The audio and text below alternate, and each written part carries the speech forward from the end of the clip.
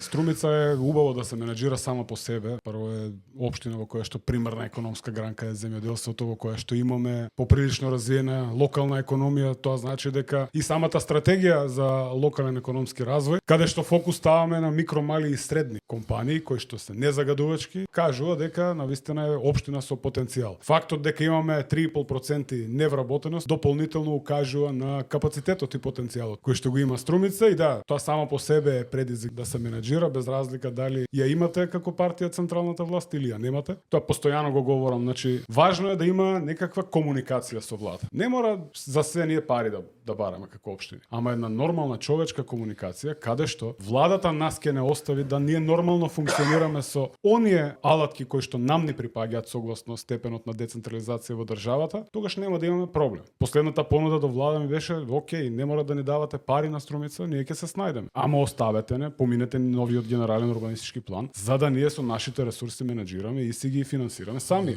проекти. Тоа беше после одбивањето, односно немањето на одговор по првиот повик за унгарските средства, ама не застануваме тука. Сепак сакаме да подадеме ракот и сме составен дел на Република. Добро, ама